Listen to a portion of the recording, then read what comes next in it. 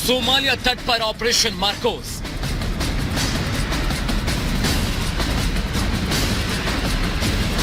समुद्री लुटेरों के खिलाफ हल्ला बोल।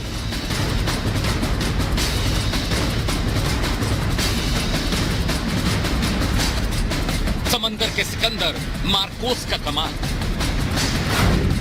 दुनिया का चाहे कोई भी कोना हो, समंदर हो, जमीन या आसमान, देश के नागरिकों की सुरक्षा के लिए भारतीय सेना के रणबांकुरे किसी भी हद तक जाने को तैयार रहते हैं। और जिस तरीके से नेवी के मार्कोस कमांडोज ने एमवी लीला नॉरफॉक शिप पर मौजूद भारतीय नागरिकों को रेस्क्यू किया, वो किसी अजूबे से कम नहीं। 4 जनवरी को जहाज एमवी लीला नॉरफॉक अगवा कर लिया गया था। सोमालिया तट पर 5 से 6 लुटेरों ने उसे अगवा किया। अगवा जहाज पर लाइबेरिया का झंडा लगा था। कैप्टन ने यूकेएमजीओ को हाईजैकिंग का मैसेज भेजा। भारतीय नौसेना को हाईजैक की सूचना मिली। आईएनएस चेन्नई से मार्कोस कमांडो भेजे गए। जहाज का हाईजैक होने की खबर मिलने के 24 घंटों के भीतर ही 15 भारतीयों सहित शिप पर मौजूद 21 क्रू मेंबर्स को मार्कोस कमांडो ने रेस्क्यू कर लिया। अरब सागर में सोमालिया तट के करीब जहाज एमवी लीला नॉरफॉक के हाईजैक होने की जानकारी 4 जनवरी की शाम को मिली थी। मार्कोस कमांडोज का ऑपरेशन करीब 4 घंटे तक चला। रेस्क्यू के दौरान की कुछ रेयर फुटेजेस सामने आई हैं, जिसे आपको भी देखना चाहिए।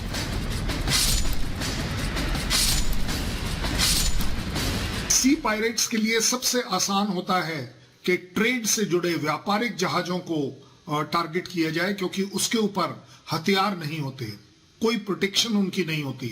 और जब तक जो सो कॉल्ड शिपिंग लेन्स के अंदर नेवी जो वेरियस कंट्रीज की है, वो जब तक उस जहाज तक पहुंचती है तो वो समय अपने आप में प्रॉब्लम में आ जाता है और तब तक वो उस जहाज को ले जाते हैं। भारत की लगातार मजबूत होती साख और इसके लगातार बढ़ते समुद्री कारोबार से कुछ देश नाखुश हैं। इसी वजह से भारत के मित्र व्यापारिक राष्ट्रों के जहाजों पर लगातार अटैक किए जा रहे हैं। इस हाईजैक की सूचना मिलते ही भारतीय नौसेना ने अपनी युद्धपोत आईएनएस चेन्नई को रवाना कर दिया, जिसने चंद घंटों में ही दुश्मनों के छक्के छुड़ाते हुए शिप पर मौजूद लोगों को बचा लिया। दोपहर 3:15 पर मार्कोस कमांडो गए। शाम 5:30 बजे मार्कोस कमांडो पहुंचे। P-8I aircraft predator MQ-9B drone से निगरानी की गई। कमांडोज ने अगवा जहाज को चारों तरफ से घेरा। रात 8 बजे कमांडोज ने जहाज को छुड़ा लिया। जहाज पर 15 भारतीय समेत 21 क्रू मेंबर्स थे। मार्कोस कमांडो ने सभी को सुरक्षित बचा लिया।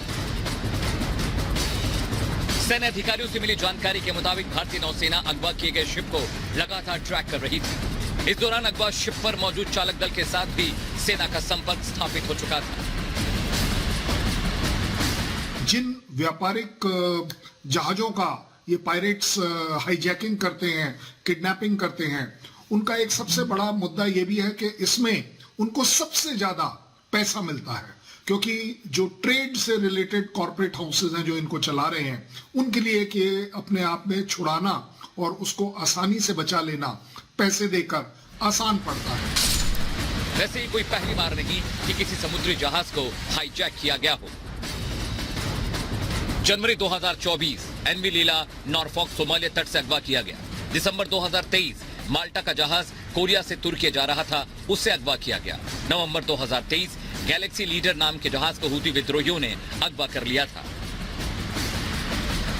भारत का आयात निर्यात ज्यादातर मुंबई, कोच्चि, बेंगलुरु, गोवा और चेन्नई से होकर Singapore, Malaysia, Indonesia, Thailand, Vietnam जैसे दक्षिण पूर्वी एशियाई देशों के बाद चीन, जापान, कोरिया, ऑस्ट्रेलिया तक जाने वाले सारे जहाज अरब सागर में जाते हैं। अब सवाल ये उठ रहा है कि आखिर अंतर्राष्ट्रीय शिपिंग रूट पर हमले क्यों बढ़ते जा रहे हैं। सो ओवरऑल एक सिचुएशन ये बनती है कि पायरेट्स और जो हाईजैकर्स हैं उनको काफी हद तक पैसा मिल जाता है। साथ ही साथ उनको उन कंट्रीज का भी सपोर्ट मिलता है, जैसे ईरान ले लीजिए, पाकिस्तान ले लीजिए, जो टेररिज्म के लिए फेमस हैं, कि उनका भी एक सपोर्ट आ जाता है, क्योंकि वो उनका डायरेक्टली और इनडायरेक्टली एम अचीव करवा रहे हैं।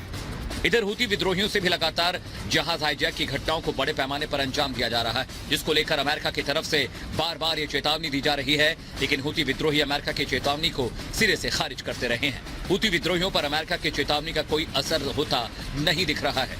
24 घंटे के अंदर नेवी के मार्कोस कमांडो का सफल ऑपरेशन इस बात को बताने के लिए काफी है कि ये नया भारत है। जो भी हिंदुस्तान की तरफ नजर उठाकर देखेगा, उसे भारत के वीर जवान जड़ से मिटा देंगे। तो यहाँ जो हमारे मार्कोस ने काम किया है, क्योंकि मेरा ये मानना अभी तक लोग डिफेंसिव हो रहे हैं कि ड्रोन आया उसको डिस्ट्रॉय कर दिया, रॉकेट आया उसको डिस्ट्रॉय कर दिया। एक ऑफेंसिव एक्शन जिसको कहते हैं, जो हमला करके शिप के ऊपर उतर कर वहां पे बचाना, ये अभी पहली बार इस पिछले 1 साल में जो 3-4 महीने से जब से ये घटनाएं हो रही हैं, यहां पर ये एग्जाम्पल सेट किया गया। और यही जरूरत है आज के समय में। इस समय में जिस प्रकार से दहशत फैली हुई है कमर्शियल कंपनियों के अंदर, कमर्शियल कंटेनर शिप के अंदर, कि उन्हें एक लंबा रास्ता लेना पड़ रहा है। रेड सी देखा जाए या गल्फ ऑफ एडन जैसे जहां पर ये हमला हुआ है, वहां पर उन्हें लंबा रास्ता ले, इंश्योरेंस की कॉस्ट बढ़ गई, चीजों की कीमतें बढ़ गई हैं, लोगों के अंदर खतरा बैठा हुआ है। तो यहां पर ये जो एग्जाम्पल है, मेरे हिसाब से बड़े गर्व की बात है कि पूरी दुनिया के अंदर ये भारत की नौसेना ने अपना ये बड़ी बात संजय सर आप यहां पर कह रहे हैं कि आखिर ये कितना चैलेंजिंग होता है, और कोई देश ऐसी कोशिश नहीं करता है कि किसी के मसने पर जाकर वो खुद जो है यहां पर एक्शन ले। और श्याम सर भी इसका जिक्र जो है कर रहे थे, जिस तरीके का मार्कोस कमांडोज ने यहां ऑपरेशन किया। अब मैं मार्कोस कमांडोज के बारे में, क्योंकि आपका पूरा एक्सपीरियंस है यहां पर नेवल शिप्स को लेकर, श्याम सर, ये कितनी उनकी ट्रेनिंग कितनी हार्ड होती है, उनके लिए इस तरीके के ऑपरेशंस को एग्जीक्यूट करना कितना टिपिकल होता है? 1987 लगभग उस दशक से मरीन कमांडो की स्थापना हुई थी भारत में, और मार्कोस के निक नेम से जाने वाले ये बहुत ही सतर्क कमांडोज हैं, और इनकी आर्मी, नेवी, एयरफोर्स की कई ज्वाइंट ट्रेनिंग होती है। और इनकी जो ट्रेनिंग है स्पेशल फोर्सेस के साथ, जो एयरफोर्स का जो गरुड़ है उसके साथ मिलकर होती है। मुंबई के पास इनकी ट्रेनिंग सेंटर है, और ईस्टर्न वेस्टर्न कोस्ट में और पूरे देश में स्ट्रैटेजिक प्लेसेस पे इनकी मौजूदगी रहती है, और बहुत ही स्विफ्ट मूवमेंट होती है इनकी, चाहे वो एयरक्राफ्ट से लिया जाए, उनको हेलीकॉप्टर से डिप्लॉय किया जाए।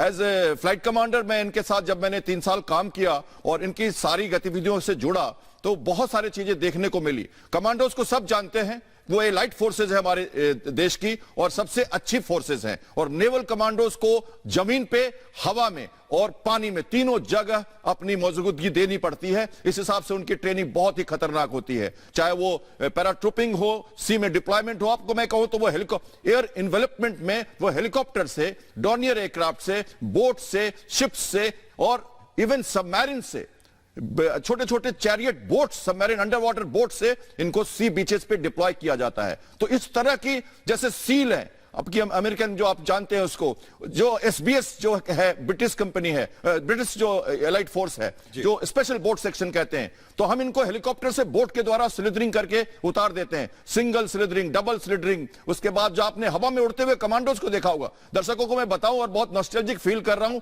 कि जो पहला जो हवाई जहाज जो ट्रायल जो किया गया था, मैं उसका ट्रायल लीडर था, जब मरीन कमांडोज को हवा में लटका के रस्सों से आप जो देखते हैं, ये प्रधानमंत्री वाजपेयी के सामने मैंने जब 2001 में इंटरनेशनल फ्लीट रिव्यू में सबसे पहले मरीन ड्राइव पे मैंने इसको डेमोस्ट्रेट किया था, जिसके लिए मुझे सीएनएस रिकमेंडेशन भी मिला। जी करना चाहूंगा कि ये कश्मीर और लेह में भी डिप्लॉयड है, पेगोंगसो लेक में, वुलर लेक में, वहां पर भी इंसर्जेंसी के ऑपरेशन में भी ये काफी डिप्लॉयड है। ये साहब एक सवाल मैं और ऐड करना चाहूंगा, एक सवाल और मैं ऐड करना चाहूंगा। हूथी विद्रोहियों ने सर जिस तरह से इस वक्त समुद्र में हलचल मचा रखी है, उस बीच ये ऑपरेशन कितना महत्वपूर्ण है? नहीं बिल्कुल, ये देखिए, यही मैं कह रहा हूं, इस समय जो हूथी विद्रोही हैं वाकई में काफी हंगामा किया हुआ है, काफी दुनिया में दहशत फैली हुई है। आए दिन देखिए कमर्शियल शिप्स के ऊपर हमला हो रहा है, अटैक हो रहा है, उनको अगवा करने की कोशिश की जा रही है, जिसकी वजह से आज शिप्स को 6500 किलोमीटर लंबा रास्ता लेना पड़ रहा है। 6 से 7 दिन एक्स्ट्रा रूट उनको लेना पड़ रहा है, क्योंकि पूरा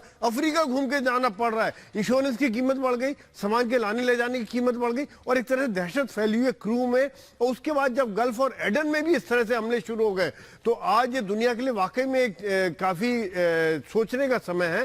पहले ही कंबाइंड मैरीटाइम टास्क फोर्स बनी हुई थी, पहले 39 देश थे, अभी अमेरिका ने इसके अंदर फिर कई देशों को जोड़ा है, अभी मेरे ख्याल से 22 देश तक जुड़ चुके हैं, क्योंकि यहां पर पूरी दुनिया को इकट्ठा होना पड़ेगा। ये एक आतंकवाद है, अगर ये सिविलियन शिप्स के ऊपर हमला हो रहा है, ये आतंकवाद की घटना है, सिविलियंस को उठा के ले जा रहे हैं, आतंकवाद की घटना है। तो यहां आतंकवाद के खिलाफ भारत हमेशा से रहा है, और भारत की जो सोच है आज पूरी दुनिया मान रही है, और यही कारण है कि आज देखिए पूरी दुनिया के नेवी वहां पर डिप्लॉय हो रहे हैं और इस चीज को रोक रहे हैं। शायद यही कारण है, सोमालिया वाले ज्यादातर लोगों का ध्यान अभी हूथी के कारण रेड सी में था, अब यहां पर ये गल्फ और एडन में इन्होंने ये एक्शन शुरू कर दिया। तो कहीं ना कहीं ये एक फैलता जा रहा है काम, और इस चीज के लिए मैं वाकई में जो एग्जाम्पल सेट किया है, मैं इस चीज को दोबारा कहता हूं, भारत की नौसेना जो ऑफेंसिव एक्शन दिखाया है, ये भारत की बदली हुई सोच दिखाता है।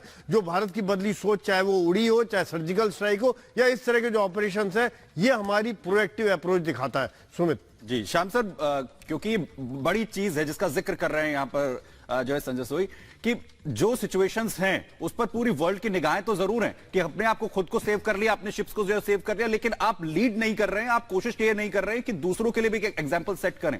क्या जो आज ये ऑपरेशन जिस तरीके से एग्जीक्यूट किया गया फ्राइडे को, ये भारत ने एक लीडर के तौर पर किया है, एक बड़ा मैसेज, स्ट्रॉन्ग मैसेज जाएगा, और ये सिचुएशन क्यों बन रही है कि सारे डिफेंसिव मोड में, ऑफेंसिव में कोई नहीं है?